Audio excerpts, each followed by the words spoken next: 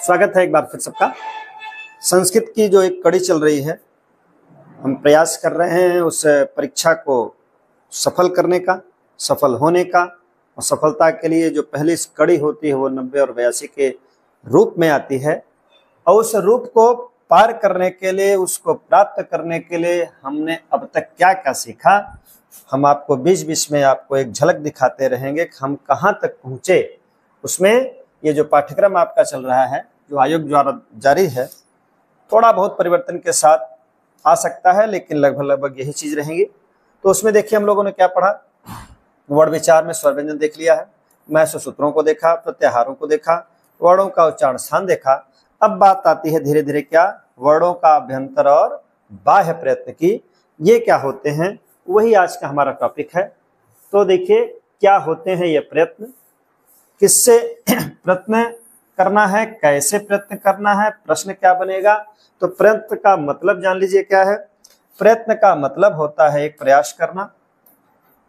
प्रयत्न हम बार बार कहते हैं, इस कार्य के लिए हम प्रयत्न कर रहे हैं। जैसे हम अपनी परीक्षाओं के लिए प्रयत्न कर रहे हैं कि हम इसमें सफलता प्राप्त करेंगे, तो वैसे ही जब वर्णों का उच्चारण स्थान करते हैं तो उसके लिए भी एक प्रयास करते हैं। वो प्रयास करते हैं दो तरह का। कौन कौन का प्रयास होता है? एक प्रयास होता है हमारा भीतरी और एक होता है बाहरी, जिसको यहाँ संस्कृत के विदों ने नाम दिया आभ्यंतर। पहला प्रयत्न का नाम आभ्यंतर नाम दिया गया और दूसरे प्रयत्न का नाम दिया गया बाह्य। मतलब हम लोग उन वर्णों का उच्चारण करने के दो ही प्रयास करते हैं, एक भीतरी प्रयास करते हैं, एक बाहरी प्रयास करते हैं। तो प्रश्न जो पहला बनेगा, प्रयत्न कितने प्रकार का होता है, तो आपका उत्तर होना चाहिए दो। उस पहले का नाम है आभ्यंतर और दूसरे का नाम है बाह्य।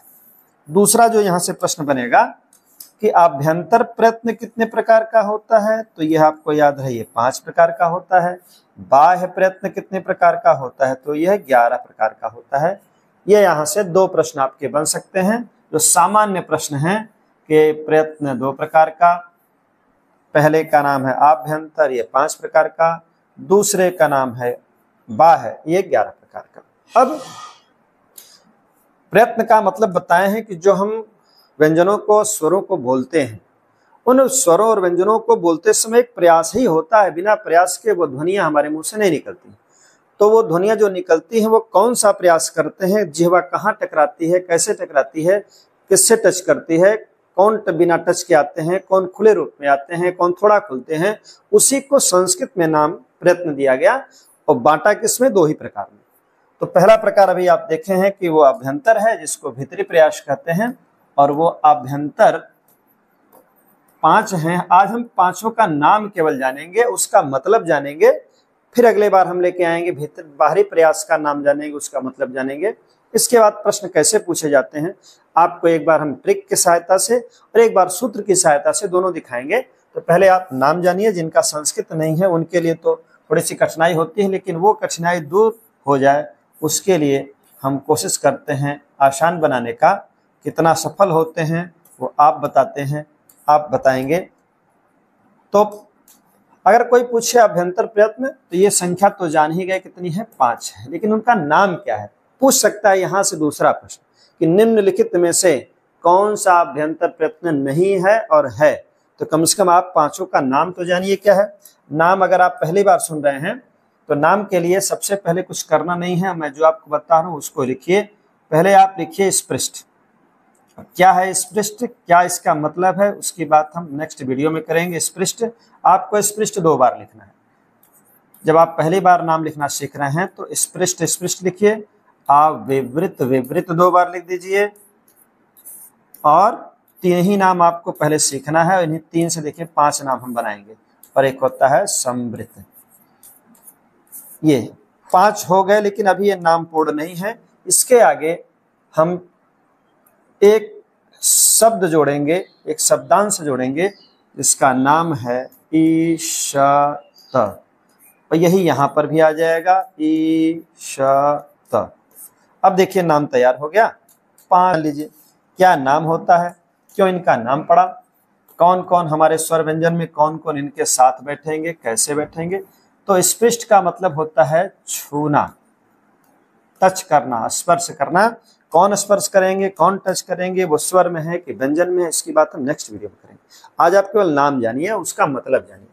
और दूसरा बताएं, फिर स्पृष्ट लिखाया गया, लेकिन इसका मतलब भी होता है छूना, लेकिन उसके पहले एक शब्दांश लिखाए हैं, उसका नाम दिए हैं ईशत। यह नाम दिया गया। तो ईशत का जो मूल अर्थ होता है वो कम कह सकते हैं, या थोड़ा कह सकते हैं, या अल्प कह सकते हैं। कहने का मतलब जो थोड़ा सा छुए। तो कुछ ऐसे होंगे हमारे जो वर्णों के उच्चारण स्थान वो थोड़ा थोड़ा कहीं कहीं छूते होंगे। कौन होगा उसकी बात तो आगे करनी है, लेकिन नाम जानिए।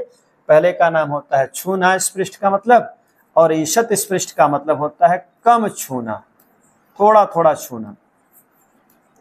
चलिए, अब उसके बाद दो आपने विपरीत विपरीत लिखा था, देखे थे साथ साथ आप कलम चलाते रहेंगे, लिखते रहेंगे तो याद हो जाएगा। ईशत का मतलब बताए हैं कम। अब यहाँ विपरीत का मतलब होता है खुला, खुलना, खुला। तो कुछ शब्द, कुछ वर्ड ऐसे होंगे, चाहे वो व्यंजन होंगे, स्वर होंगे, अभी मैं बताऊंगा ही नहीं, न तो आप इस पर प्रयास करिए। विपरीत का मतलब होता है खुलना, तो वो कौन खुलते हैं। ईशत मतलब बताया गया कम, तो ये कम खुलेंगे। कुछ ऐसे स्वर होंगे या व्यंजन होंगे जिनको हम बताएंगे क्या होगा, वो कम खुलेंगे। मतलब जब हम उनको प्रयास करेंगे बोलने का, हमारे मुंह से जो ध्वनियां निकलेंगी वो बहुत कम प्रयास में थोड़े से मुंह को खोलेंगे तो वो स्वर या व्यंजन जो भी होंगे वो निकलेंगे। अब तीसरा के बाद चौथे के बाद आती है विपरीत। इसका मतलब पूरा खुला हुआ, मतलब केवल खुला हुआ, मतलब अगर यह तरह तो पूरा कह सकते हैं, पूरा खुला हुआ, मतलब पूरा पूरा खुला रहेगा। तो कुछ ऐसे वर्ड होंगे जिनको बोलते सब वो पूरा खुलेगा। कौन है, बात आगे करेंगे। और लास्ट में है वो होता है समृद्ध। समृद्ध का मतलब होता है बंद। तो कुछ ऐसे वर्ड होंगे जिनको उच्चारण के समय लगभग लगभग मुंह हमारा बंद रहेगा, बंद की स्थिति में भी वो हम आवाज निकालेंगे। तो अर्थ समझ गए होंगे। आज हमने देखा क्या क्या, हम बात किए हैं केवल एक प्रकार की। दिवस हमारा आज 8वां है। वर्णों का अभ्यंतर मतलब भीतरी, और बाह्य मतलब बाहरी। प्रयत्न को सीखें, प्रयास को सीखें। ये प्रयास कौन सा होता है, जो वर्णों का उच्चारण करते हैं।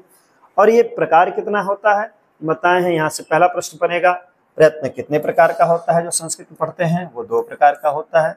पहले प्रयत्न का नाम आभ्यंतर, दूसरे का बाह्य। आभ्यंतर कम होता है, बाहरी ज्यादा होता है, ये भी जानते हैं। हमारे घर में कम लोग होते हैं, बाहरी ज्यादा लोग होते हैं। घर में बहुत सदस्य हैं, 10-5 रहेंगे, लेकिन मित्र मंडली, रिश्तेदार, समाज बहुत बड़ा होता है, तो बाहरी ज्यादा होंगे, ऐसा याद रखिए। बाहरी हमेशा 11 है, कम लोग 5 होते हैं। अब उसके बाद आती है बात, ये कितने होते हैं, क्या होते हैं, इनका नाम क्या है। तो नाम लिखने का तरीका भी हम आपको बताए हैं। आपको एक शब्द स्पृष्ट याद रखना है, एक विपरीत याद रखना है, एक समृद्ध याद रखना है। इसका नाम 3 रखेंगे, लेकिन 3 ही से हम 5 बना लेंगे। ईशत ईशत जोड़ लेंगे तो हमारा 5 हो जाएगा। अभी आपको बताया गया। फिर बात बताई गई कि इसका अर्थ क्या होता है, अर्थ कैसे आएगा। अर्थ के लिए बताए हैं, स्पृष्ट का मतलब होता है छूना, स्पृष्ट का मतलब छूना होता है, लेकिन एक शब्द जोड़े हैं दोनों के आगे। ईशत का मतलब होता है कम, यहाँ भी ईशत माने कम। दूसर का है जो कम छूना, कम खुलना।